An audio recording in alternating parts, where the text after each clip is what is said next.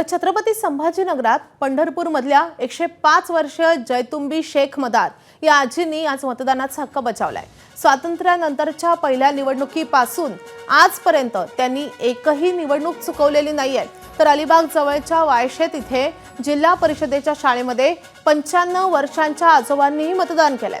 चालता येत नसूनही ते व्हीलचेअरवरून मतदान केंद्रावर आले आणि त्यांनी मतदानाचा हक्क बजावलाय।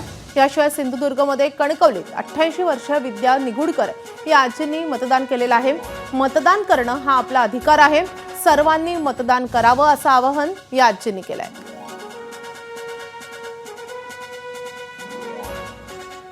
तर महायुती सरकारमधील मंत्र्यांनीही जिल्हा परिषद आणि पंचायत समितीच्या या निवडणुकीमध्ये मतदान केलेलं आहे। मंत्री शंभूराज देसाईंनी पाटण तालुक्यामधल्या आपल्या मुळेगावी मतदान केलंय।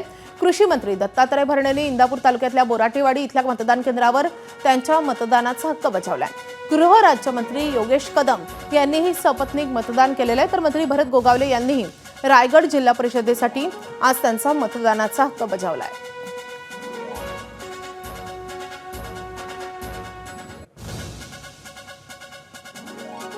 तर पुणे जिल्हा परिषद निवडणुकीसाठी पवार कुटुंबियांनीही मतदानाचा हक्क बजावलाय।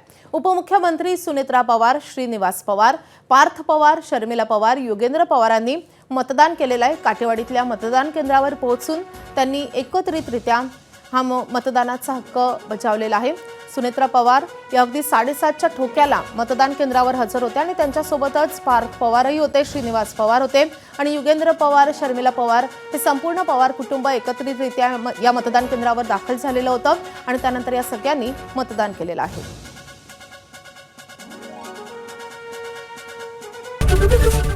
एबीपी माझा, उघडा डोळे बघा नीट।